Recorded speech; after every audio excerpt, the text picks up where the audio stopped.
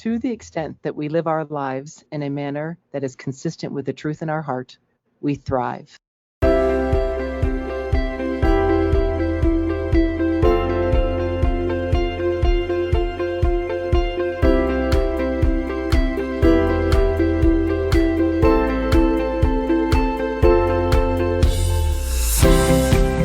Welcome to the Meier Clinics podcast, and you just heard a quote from one of your hosts, Dr. Lisa Day. Join our licensed clinical professionals from various backgrounds as they discuss fascinating mental health topics with a wide range of guests. Meier Clinics is a Christian counseling organization with multiple clinics nationwide dedicated to treating the whole person, emotionally, physically, and spiritually. Welcome to our listening family. We thank you for joining us.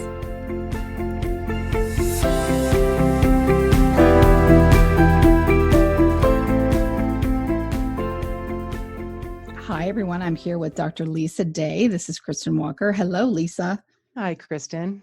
So today we're going to talk about what can be deemed a sensitive subject, usually because it can cause shame to erupt in all of us. And we're going to be talking about being addicted to your cell phones, being addicted to the apps that we install on our cell phones that were created to do a lot of things, but also to foster an addiction. And the reason why I bring up shame is because we all do this. There are a few that don't, but most of us do. And so we really don't want to hear about this subject because then we feel ashamed about it. But it doesn't mean we shouldn't talk about it. Well, it's interesting because I think that comment of you're addicted to your cell phone is coming from the parental unit, to the dependent kids. Right. But one of the reasons I'm excited about this, talking about this today, is that actually, if you look at some of the Google searches, the searches for phone addiction have increased significantly in the past 5 years. And then social media addiction is trailing right behind it. So whether we want to admit it or not, people are beginning to wonder, do I have a problem here? Is something going on, and who's in control? Right. And we know that there's a problem because we are getting asked to speak, to do in-service trainings, it's more than, we've been surprised at how much interest there has been for something that has been talked about for a long, long time. This is not new information. It's just the market has to be ready to hear, and you have to be able to deliver it in a way that people can hear it. Well, and the important thing to think about too, and we'll go into this today, Kristen, about the studies that show a psychological dependence, and then really some great studies on the neurochemical involvement of the addiction. But what's really important for our listeners to think of and to think about, especially when we're thinking about the shame component, is that it's not the actual cell phone that we're addicted to. It's Right. the apps that are pulling us in. Right. And we all have to remember that these apps are an advertisement-driven industry. So it's not as though there's a brokenness in our spirit or a defect in our character. The researchers behind the apps are studying human behavior, the operating system of the dopamine neurochemical feedback loops, so that we will get hooked, so that we can be marketed specifically for that Patagonia jacket you want, or those new Birkenstock shoes you're looking for. Right. So we are not defective characters. We're not bad people. Right. If we are struggling with these addictions, we have to realize that these systems are designed to pull us in, and without proper boundaries with our media, we will get pulled in. The best of us will get pulled. Absolutely. I'm from the generation where, Facebook, yay, just put everything you want, like everything, just, have a digital brain dump every day, into this system. And then, 10 years later, you start hearing about how people are tracking that, reading it. It never really goes away. And you go, oh, gosh. Well, I hadn't posted those things. What did I post? Well, and I remember back in the day when the telephone had a 10-foot cord, so you could speak in the privacy around the corner of the kitchen. And then it progressed to where you got call waiting, so your sister could get her call while you were on the phone. But that wasn't an advertisement-driven industry. Right. And, some people, it's nice, so if I'm looking for a place to rent in Tahoe and then I get on there the next day and 3 other places show up, that part is nice. But what we have to realize is while the advertising part is an advantage, and most of us are booking things online and buying our stuff online more and more and more, especially if you're not in the big city, we want to be aware of what it does to us emotionally. So the advantages, and it's not going to go away, the advantages of the marketing and the buying and the tools that we can use i.e. tool being the specific component there, those are all fantastic. But research is showing us, I mean, there's many psychological studies that are showing that cell phone use is associated with increased depression, increased anxiety, increased social isolation, sleep difficulties. In fact, there was a study out of MIT that just asked people to give their smartphone up for one day. Mhm. And when they measured that scale, the level of anxiety went up. And what was more concerning, when it went on to 2 or 3 days, cognitive functioning went down because physiologically people were going through withdrawal symptoms, increased heart rate, increased blood pressure, difficulty concentrating. So, the psychological impact is profound. Yeah, and I think a key part of this, and this is part of what we're creating too, our tools around dealing with these things, is to remind everybody to get a message out. You can't, you have to find a way to deliver it. And the same concept comes into social media and smartphone, the app, any app that's on your cell phone, any kind of technology from your computer. These things are designed to attract users of the system. So there's a lot of science and a lot of money that goes into the development of these apps and what it is they're triggering to get you to stay on them, because that's how they make their money. So, talking about it in a way of going up against what is a very big machine is not going to get you anywhere. And this technology enables us to, I could literally do 95% of my job on my phone. Oh, absolutely. Absolutely. But the problem is people are trying to do 95% of their social networking or their socializing, if you will, on their phone. And that's not social interaction. It's not face to face. It's not tossing a ball back and forth. It's a different kind of socialization, which you and I have spoken on previous podcasts, that's absolutely interfering with our ability to attach. Right. And, just purely speaking psychologically, the more time we're spending on our phone, the greater our depression. In the last 5 years, I think I read one study that said the suicide rate rose by 65% between the years of 2010, 2015. And it's not that the phone is making people suicidal. It's that drive to be pulled in is isolating people, and they fall into the comparison, contrast, competitive dynamic. And then the opportunity for real life interaction decreases. But it's important, for folks to realize that while there's a slew of mental health issues, developing as a result of cell phone use, there's also a very strong neurochemical component that's pulling us in. So, back in the day, the whole anti-drug movement, just say no. Mm-hmm. It's not that easy when No. our drive force, our neurochemical drive force, is involved. Right. Exactly. Let's talk about, go ahead. Sorry. So while there's no current research, and I live in this research, I'm a bit of a science junkie. And while there's no current research that indicates any DNA alterations or any predisposition based on your DNA to this kind of addiction, there is a good growing body of research showing that there's effect both in the addictive practicing, how it changes your neurochemistry, and then also the pathways that reinforce that. In fact, there's a study that comes out of Korea, and I can't even begin to pronounce his name, Hung Suk Seo, I believe. And it's a small study, and it will need to be repeated, but they did a great piece of work where they did an assessment. They had a small assessment tool to determine, who was addicted, had a cell phone addiction, if you will, and who had excessive screen time. And they wanted to take a look at how that affected their activities, their face-to-face connection, productivity, sleeping patterns, and how they did at work and school and what have you. And what they found is that not only did smartphone addicted teenagers score significantly higher in depression, anxiety, all of those things we talk about, but neurochemically, the act of addiction was changing their brain chemistry. And so, not to get too deep because it can become tongue twisters, but they looked at two different neurotransmitters, one GABA, G-A-B-A, and the other one glutamine. It's a bit of a tongue twister. But, in a nutshell, they looked at MRI, which is magnetic resonance imaging, but they did a different approach to it, and it's called MRS, but I don't want to waste my time with that. But when they looked at these studies, what they showed with the addicted teenagers is that the ratios of those two chemicals were significantly out of balance. They were significantly elevated with the experimental study. So the teens that presented to be addicted to smartphones, their GABA glutamine ratios were far different than those who did not demonstrate as an addiction. And so again, we're showing that the active use is changing the current neurochemistry. The good news in that study, and this is really good news, especially for those of us like you and I are trying to put together treatment protocol and prevention programs, is that when that same experimental group participated in 12 weeks of cognitive behavioral therapy, when they retested those chemicals, they came down. Mm. And that's good news for anybody who struggles with any level of addiction, but also profound to look at that not only is it affecting us socially, but it certainly is affecting us neurochemically. Absolutely.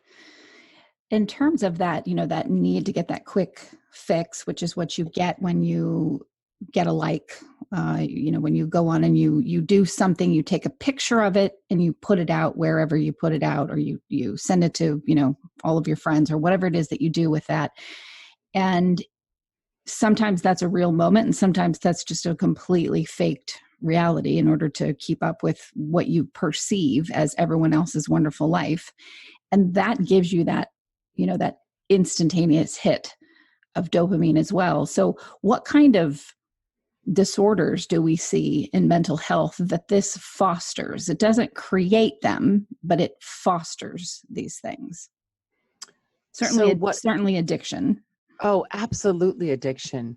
And so that's a really good question. What comes first, the chicken or the egg? And that's, in the research, we're debating that too, is are depressed people more likely to resort to their cell phone versus a game of volleyball with others? And certainly I think that there's predispositions. I think that folks with social anxiety, significantly introverted, certainly those with ADD, ADHD, very much can get pulled into those instant hits, those instant gratifications, because they give the dopamine a bit of a surge and it feels good. Mm-hmm. But as far as what is it creating, you've heard me speak of my concerns of the potential personality disorders that can be created, because it's my belief that, certainly with the social media, there's a significant lack of concern for the impact that we have on others. And, another whole discussion could go into the cyberbullying, but it's much easier to bully and call someone fat, ugly, and, of no brain if we don't have to do it face to face. And then the audiences that see that, maybe someone would bully you in the hallway of your middle school and there'd be 3 or 4 people around. But now with cyberbullying, you can have 500 people that are exposed to that or more.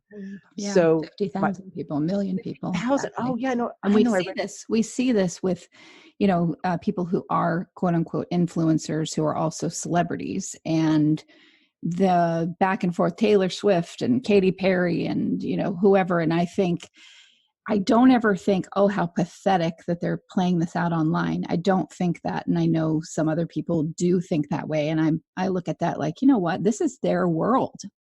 Of course it's going to play out here. This is the world that they live in. So let's not put them down for utilizing the tools that were created and handed to them at impressionable ages. True. And so those of us who were born without these tools, if you will, some people speculate that it'll be a novelty that will wear out and we won't see the addictive patterns. But my heart goes to the kids that have been born into this society. And it's not a novelty. It's a way of life. Absolutely. And, I have not come across much research that would indicate what I'm going to say now, but certainly in my studies, one of my main concerns is, in its purest sense, is a hardening of the heart. But it's the lack of development of self, where we have true empathy, where we have true compassion, and we have true regard for those around us, because we don't connect, we don't feel, touch, breathe, and hurt with them.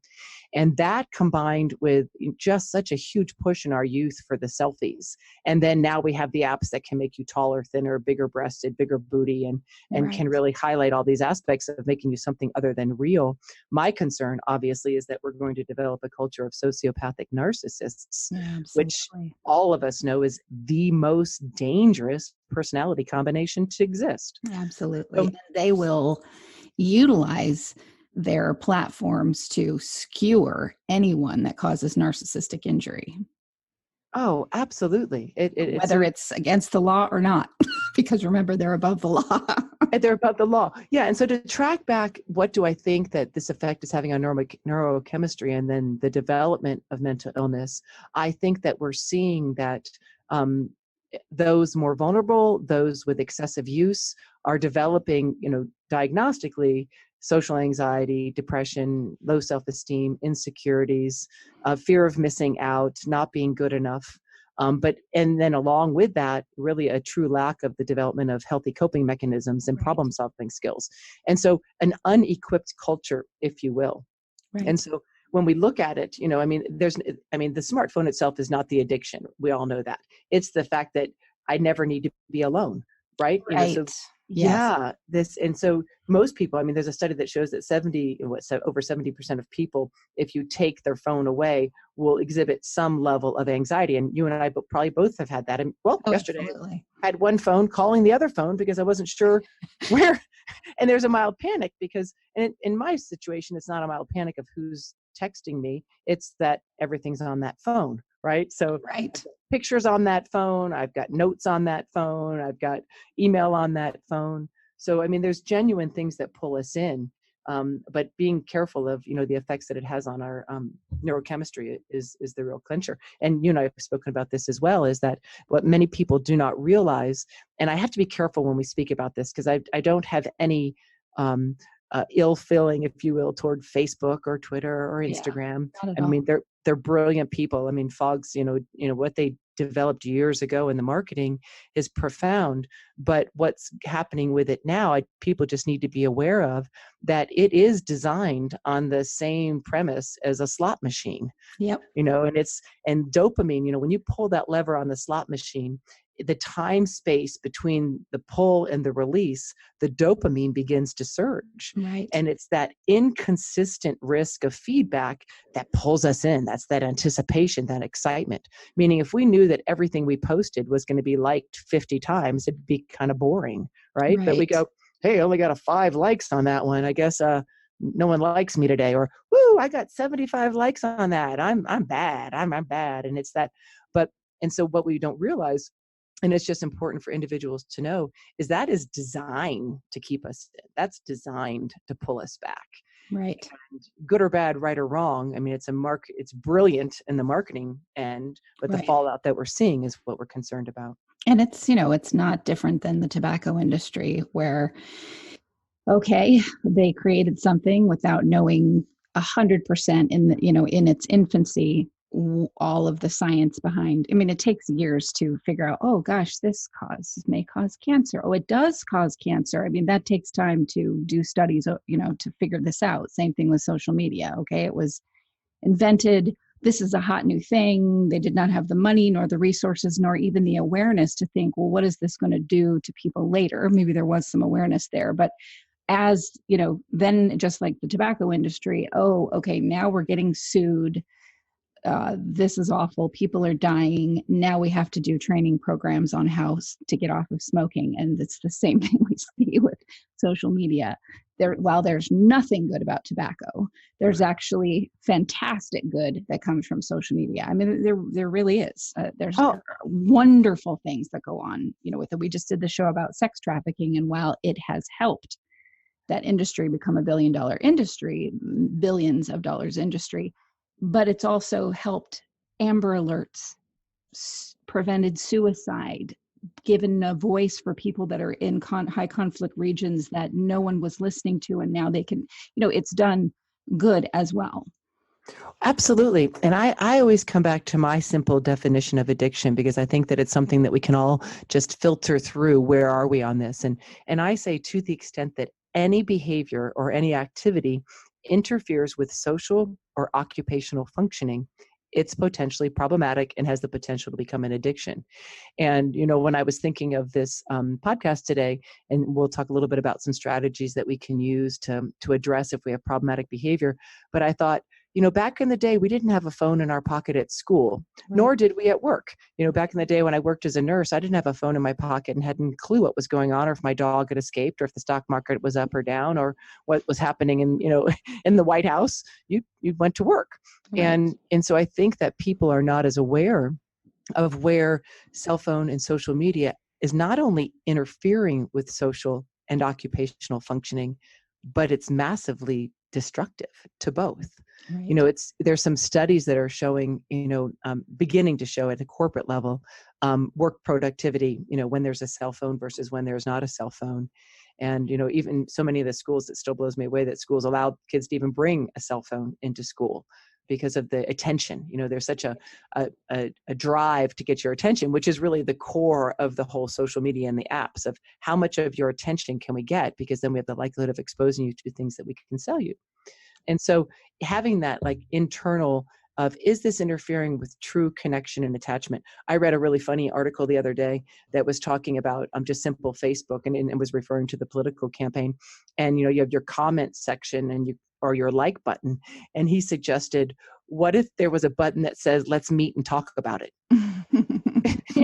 Right. Let's meet and talk about it. Meaning we banter somewhat anonymously, or at least not responsibly, with one's statements. And then we get stuck into a position. I mean, two things that he recommended that I thought were funny.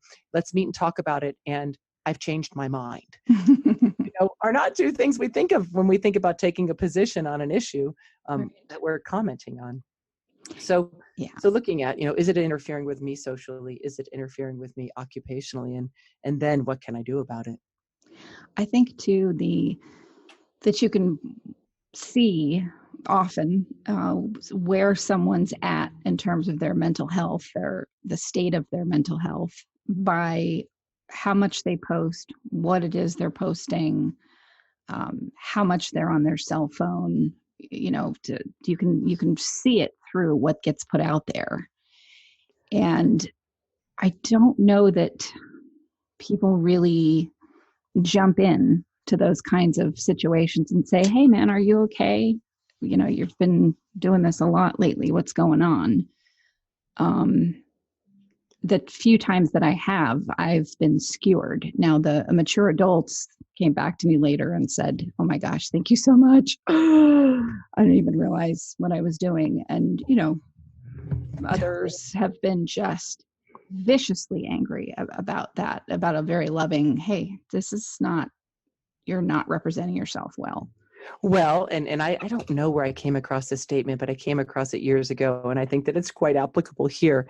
And it's that an addiction will destroy everything in its path. An addiction will destroy everything in its path. And so if you are actually confronting someone who's on their phone and they're addicted to it, and you say, hey, I wonder if I can have your attention for a moment, and they give you the stink eye, which is a loaded stink eye, or worse, told, where you can go or what you can do, there's a good indication that we're dealing with the addiction. We're not dealing, with that person is no longer there. They're hosting this addiction that they look like a beautiful, normal human being on the outside, right. But they're addicted. And it's so important to realize that the power of that is huge. And I know that even oftentimes, when I'm having a conversation with somebody and I notice they're on their phone, I will first try just to gently wait. To gently wait. You're in conversation and they're, looking at their phone. And then they'll say, well, you can keep going. And I just say, I would prefer not to. I'm happy to wait until you're done. And it's an awkward moment. It's an awkward social moment. And with my children, where are they on the addictive spectrum? I'm not sure. Probably where the rest of the 18 and 21-year-olds are. But I often will say, will you please put that down? And I ask face down so that I can share some time with you. So I can have some time with you. Right. It's amazing. Yeah. Yeah. And the resistance to that can be interesting. Again, that's where shame, not using shame as a means of delivering a message, because no one really likes to have the shame finger. Well, and one of the things you mentioned too, Kristen, was you wonder about the psychopathology, my word, not yours necessarily, or the mental condition of someone who develops an addiction. But we have to remember too, in its purest sense, oftentimes, whether it's alcohol or opiates or porn, one of the motivations for addiction is to distract and numb, to numb and distract. And so if there's chaos in the home, or if there's things that they're not able to influence, or they're powerless, or their financial condition, it's easier just to sink into the fantasy world or to the app or to the game than it is to deal with the current stressors with which they're powerless over. Hi, this is Dr. Paul Meier of the Meier Clinics. Our Christian counselors across the country have a goal of helping all those who come to us to become what God has called them to be.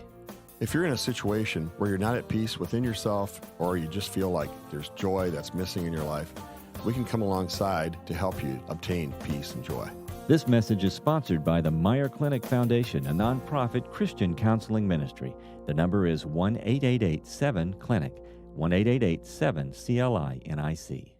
So it's easy to fall into that. It's easy to fall. I mean, I read one study. It was talking about folks who spent 5 hours or more on a cell phone today, which seems enormous by any accounts. But they were saying, the people who spend 5 hours or more a day obviously are more depressed. But I was thinking, who has 5 hours to spend on a cell phone? And so, where would that time otherwise be spent? It would be spent potentially reading the Newsweek journal or listening to educational podcasts or connecting with other people. Well, that's the thing that, you already don't have patience. I mean, that's the rite of passage for, any person that's under, 25. You already don't have patience. You want everything to happen now. It's instant gratification. And then you add what gives you instant gratification and helps you develop habits around instant gratification. So I see this just in my dealing with people that I work with, where the ability to sit back, do something right, take your time, spell, learn how to spell, all of those types of things are just not even important. They're just not important in their workday. And also, I want to go from being in high school or being in college to being a CEO because they see Kylie Jenner or whoever else that have done this, big, huge climb. It's not different than, celebrity watching of my teen years. It's only different in that the prevalence of access to it is right there. And so it fosters that do it quickly, get it done quick, instant gratification piece that stops the development of learning. I mean, part of the grind of growing up is failing and taking a long time to understand something and studying. We don't just walk around and poop out ideas and then, don't have to actually put them into action. It's that false sense of reality, Yes. Immediate gratification. And that's so important, Kristen, because with that immediate gratification, if it's not accessible by Friday, then I have failed and I'm going to move on. Yeah. That dedication, So that nothing gets completed and jumping to a million different things because that's the flashiest new thing. And I'm standing in front of a building holding an award that I have not earned, but I'm saying I'm going to earn it, but have no ability to actually complete all the hard work it takes to get there. It's that kind of a thing. It is definitely that kind of thing. And in the treatment of addictions, one of the most basic things that I teach is beginning to look at, and these numbers are not pure, but I tell people that essentially, with problematic behavior or dependent behavior and addictive behavior, it's 50% bad habit and 50% unmet need. So boredom, loneliness, frustration. Which I'm sorry, I'm sorry, people, I was going to say folks, but then I sound 80 years old. Not that there's anything wrong with being 80 years old, but boredom and loneliness and irritation is part of the rite of passage that you go through to learn how to have peace in your life. That's just, when I feel bored, to me, it's an indicator of, okay, people feel bored. You don't need to go grab your phone. You don't need to, but that's part of what I remember my grandma used to say, I'd complain, as a kid, oh, there's nothing to do. And her response was mildew. No, like, oh, poor Kristen, let's da. And I didn't have a phone. I just had to be bored, or I had to develop the skills to not be bored. Well, you're growing pains, right? Growing pains. Exactly. Those, it's for many people, it's interesting. And I was quoted as saying this as a kid, so I guess I'm a victim of my own conclusion here. But I used to say that boredom leads to depression. And so for any of us who have any ADD, ADHD, the unfocused mind can then drift negative. And so the theory is, oh, let me see, I'm goofy. I go and read on neurochemistry, or I go read on vacationing in Tahoe. But but the thought is, oh, I'm bored. That's an uncomfortable emotion. And if you sit with it, oh, I'm depressed. Oh, let me pick up my phone and see what's going on. We think we're going to feel better. We think we're going to feel more connected. We think we're going to be entertained or amused. But unfortunately, those psychological studies are none of the above is occurring. That's That right. when you go to the phone out of boredom or loneliness, everybody else has a great life and we need to go out in the garden and eat worms. You know, it's Right. just dreadful. Exactly. Your life is pathetic compared to everybody Yeah. else's. And you know what? Nobody's life, and I know very well-known people, they get bored too. They are not, I mean, one of them said to me, what's so funny is everybody sees award season and we're all in our dresses and we're we're doing this thing. And that's like 5%, maybe even less than that, of what my whole career is about. You know what my career is about? Sitting in a trailer, having to redo the same thing again and again and again. It's hot or it's cold. I don't necessarily like the people I'm with. I'm away from my family and I'm just bored to tears to do 2 minutes of something that may or may make it to the film. And the 2.5 to 5% is all this glam stuff. And that's what everybody thinks the whole thing is. And that is so not true. It's so not true. Well, and the social component, it's interesting. We are a social being, right? We're group dynamics. Yep, We're herd animals. animal Yep. pack. Yeah. And I think that, in its healthy scheme, over the course of a lifetime, we're talking connection and attachment. And this figure actually seems enormously high for me when I'll say it. But over the course of a lifetime, connection and attachment is going to be to about 150 individuals. And yet what the magnitude of what social media brings you to is 2 billion potential connections. Yep. And yet I remember when I read that figure that, over the course of a lifetime, I'll have 150 meaningful experiences with people. And yet in media, I'm going to have 2 billion. And so I did an experiment. I had to travel a couple of weeks ago. You remember that I went to Boulder, and I purposefully in my travel had my phone turned off in my pocket the whole time. Right. So on the plane, on my layovers, of which I was delayed. So it was about 3 hours. And it was so interesting for me as a science of behavior. And it wasn't a science study. It was more for my own. I wanted to lift my head up. But it would easily be said, and everybody knows this, easily 80% of the people in my eye shot were on their phones. Right. And what was really neat and amazing is that at one point there was a young woman next to me who was not. And long story short, our planes were canceled and delayed, some sort of crazy storms. And we got to talking, and she was 21, and of course I am not. And we got to talking, and the long and short is she was stuck and thought she was going to have to be there for 2 days. And because we weren't on our cell phones, I said, no, honey, let's go up to the thing. We'll see if we can get you rescheduled. And I got her home in 4 hours. Nice. And, it's just, and it's not that I'm some hero, but it really clenched to me that if I dig my nose in my phone, not only do I miss beautiful opportunities for connection and attachment with another being, but we're not able to help each other. We're not able to connect. We're not able to support. And so those kinds of things concern me with addiction, that we're afraid to look up. Yes, exactly. We're just looking down. Exactly. Well, I wonder, Kristen, if we could explore a couple of, and they kind of sound fun because they're not our official technical, but just some things that we can do ourselves and that people around us can begin to do. And what I say is it's important to look at who's in control. So am I in control of this piece of equipment called my cell phone, or are the apps, in that cell phone in control of me? And the very first thing is we want to, speaking to that shame component, is that we want to let ourselves off the hook. Yeah. Our dependency is not entirely our fault. Through the researchers and the developers, they are capitalizing on our dopamine, our circuitry, the four of them, 3 of those are circuitry that neurochemically were driven to this. So we want to not shame ourselves. Oh, you're a big bad girl that you're living on your phone. But given that, what would it be like to put the do not disturb on during the day? Yeah. During the day. And I challenge people, try for 1 hour. Try for the first half of your work day. Begin to give yourself, and it's not a success or failure. It's to begin to look at how often am I turning to that thing? That reward center of our dopamine, we're like trained rats, right? We're going to go hit that food button. Boom, boom, boom. And for no reason at all. And so, what would it be like to begin to start to put the do not disturb or turn it off, whatever you're most comfortable with, for an hour, maybe 2 hours.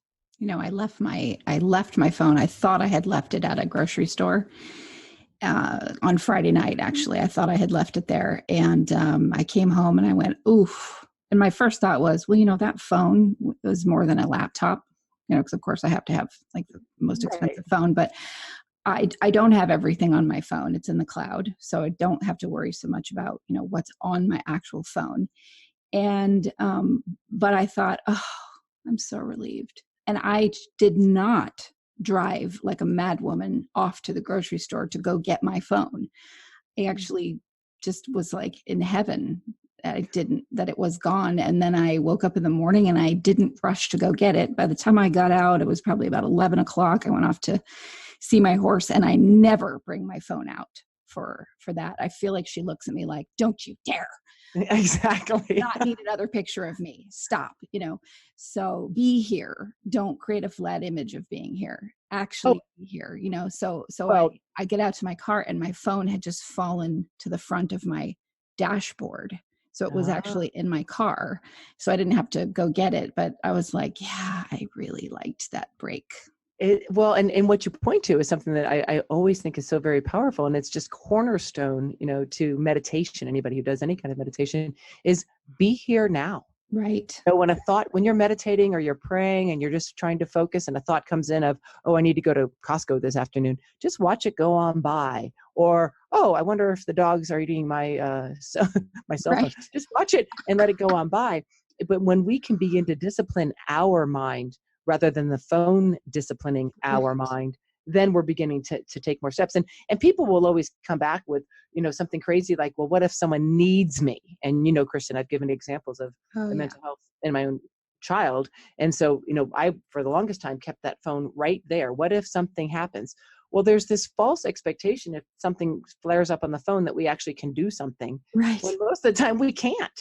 But it's our own anxiety, and we've prescribed that phone and being close to us as something that comforts us. And so if we're away from the phone, then our anxiety goes up. So, giving ourselves that do not disturb, or giving ourselves, a phone break. The other thing I'd like to challenge people to is to remember, and I don't know about you, but, I'm sitting here with a podcast with you and my laptop is here, and I have my laptop that I purposefully brought to the office today to record this podcast. Use it intentionally. Right. So, we don't use sometimes we use our phones intentionally. A lot of times we do. That's not fair to say. But a lot of times we just kind of flow to it. It's kind of like nibbling on granola, right? Yes. We're not really We're hungry. bored. Yes. So exactly. Yeah. And so, what does it look like to use it intentionally? And use it for the device that it is. Absolutely. For the tool. Just remember, instead of it being an appendage, it's not an appendage. It is something that it is not glued to you, and it shouldn't be. I mean, I'm talking to people who are, 15, 16, 17, 18. We're going to be speaking with a bunch of high school students coming up in October, and their hands hurt from being on their phone. So getting to a place where you just realizing that, oh, this is not an appendage. This is not my third arm. And interesting, it just dawned on me, it wasn't designed to give you carpal tunnel, was it? It wasn't, and it does. I have it. If I'm on it too much, oh gosh, yes. Oh, does right. That's going to go in one of our treatment protocols. Is where do you start feeling the tendonitis? Where does it start on your arm? Interesting. What Maybe does this is diagnostic. Absolutely, absolutely, it is. I mean, this is this is part of the work that we're doing, and not that we have all the answers, but we have to come up with coping mechanisms, and why we do the things we do. Why, when you feel really, really happy, do you want to post it out there for a bunch of people to see? Well, people want to share their happiness with others and with the world. And we have this delivery message, the method that makes it great to go do that. But stopping and thinking, why do I need to do that? What does it really matter if I do that or not? Well, and people, as we talked about in another podcast, that when you go visit someplace, people are more interested in taking the picture and posting than they are being here now. I saw that when we were in Rome. Oh my gosh, all these people. Yeah. A guy literally got hit by, we were in one of those buses that has the rooftop bus, and we were driving around the, everything that is in Rome that's amazing. And this guy got hit by one of those buses. He wasn't injured. He never stopped looking at his freaking phone. Oh, see, And he it's had just, a selfie stick and he was taking pictures of himself. Got hit by the bus, was more concerned about whether he got the shot, and then just like hobbled away while still with the selfie stick. And that was happening everywhere, all yeah. over Rome. And I was like, man, my phone didn't work in Rome. I didn't bother with it. And so I used Skype and my laptop when I needed to work. Otherwise, I just didn't take it out with me. Well, and that goes back to that everything in our life is directed, to pull us away from the moment. Right. We live in this consumer-driven, competitive comparison dynamic, and that the talent of these engineers is to hook us in more and more, which distracts us off quality of the moment, quality of being here now. Exactly. And to have that as a mindset that, one of the things in other podcasts that I talk about is my core operating principle is to have meaningful life experiences with those I love. And it's very clear that having a cell phone in your hand is something that will not do that. I mean, this morning I was reviewing notes for today's podcast and my older daughter was up making breakfast, getting ready to go to work. And I found myself wanting to go, yeah, and I thought, shut the laptop, turn that screen down because there's connection. Yeah. So anyway, some other suggestions that I thought were kind of interesting, and is to put all of our apps, that we don't use or that don't serve us, get them off our home screen. Clear up the home screen so it only houses the apps that serve a specific function. Something that we're going to use, right. Something our notes or our settings, our camera, our calendar, our clock. And then, I was reading several different articles. I loved this one guy's super funny, and he said, put all the other ones in a folder called lonely. I like that. I love that. That's so lonely. True. And then it's like, oh, am I lonely? Okay, how about if I put the whole phone down and say hi to the person sitting next to me on the beach? Right, exactly. Yeah. Man, what did Joe say? Yeah, Joe, our wonderful editor, said to me, it's like he said, I'm not making fun of this because this is a real medical condition, but it's like everybody has Tourette's, social media Tourette's, like every thought and things that you would normally just say inside your head, you're putting it out on Facebook, you're trashing people, you're uplifting, you're whatever. And it's just boom, it's all out there all the time. And, some of that stuff is meant to be just in your head. Well, it's that whole thing. What impact am I having on others? Right. Another thing that I tell people, and actually I did this with my daughter a couple weeks ago, and it's put some actual geographical space and time, the most basic boundary. I'm going to put some geographical space and time with media. And my daughter and I went up to the lake. We have a beautiful lake up here in Idaho, and we didn't bring phones. And we went to spend the day and the night. And we went down to the dog beach. You could appreciate that one, Kristen, where the dog beach, there's no political rules of if your dog jumps on my towel or runs into or takes my Cheetos, it's all said and fun. But it was so interesting because we left the cell phones down. We had no clue what time it was. Yeah. We had no clue if anybody needed us. It was a gorgeous day. And it was interesting because we stayed the entire day, probably until 7 o'clock in the evening. And at 6 o'clock, we were sitting on our blankets. And by that time, we had accumulated 3 University of Utah students that were sitting on a blanket next to us, a couple from Idaho with her one affected son who was just delightful, autistic. And I spent half the day, a couple hours on the lake kayaking, having a picnic. So we had made 6 friends, 4 dogs, no cell phones. Yeah. And, when we were walking away, and it wasn't set up to be an experiment by my daughter and I, we just didn't want media. We were ready for it to unplug. And we left the day and I said, what was so fantastic about that day? She said, no agenda, no distractions, meaningful life experiences, being here now. And I said that I have goosebumps as I say it. And so, we think addiction, I always say with people in my office that we think that whatever we're struggling with, we think it's complex. And I say health is based in the simplicities, right. Putting on the do not disturb, putting some geographical space and time, using your phone with intention, being aware of boredom, frustration, loneliness, focusing on that thought of, should I check my phone? Do I need to check my phone? Yeah. There it is, the book of shoulds written by they. Who says I need to check my phone? And here's something really interesting too. So those skills that you develop from being in emergency situations, I left the other day, another time where I just left my phone at home. By the time I got to my car, which I could have easily 2 minutes to go back and get, I went, you know what? Whatever, don't care. And I went somewhere and I ran out of gas. And you know what? My God, I was able to flag someone down, call AAA, get some gas, and get home within an hour and a half without a cell phone. Problem-solving skills. It's like, exactly. Being stuck in those situations where you have to just figure stuff out is part of what, builds your muscles as a human being. Because I guarantee you'll figure it out.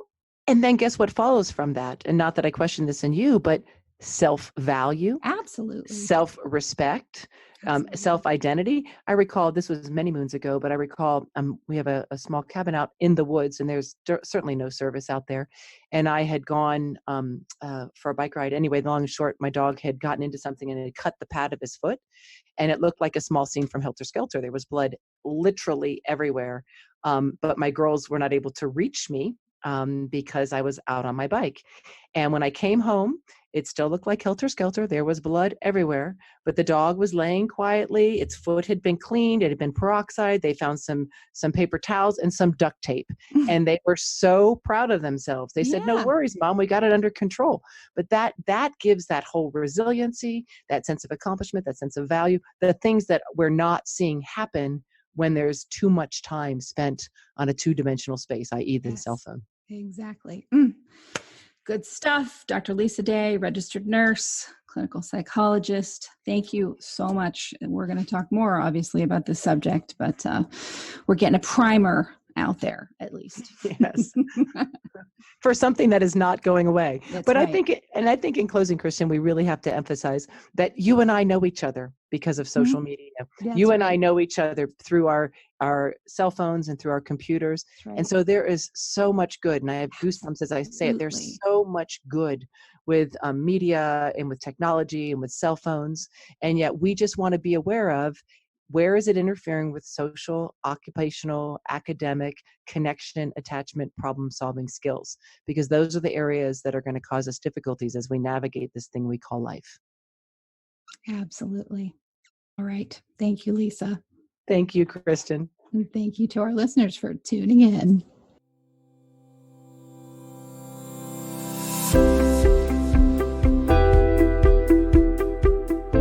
We hope you enjoyed this podcast. Tune in next time for another engaging discussion on relevant mental health topics. If you have any questions about Meier Clinics, please visit our website at meierclinics.com.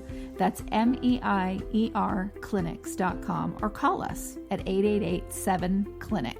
Don't forget to leave us a review on iTunes, Stitcher, or any of your favorite podcast apps. And please note that we are a member of and produced by Mental Health News Radio Network, MHNRnetwork.com.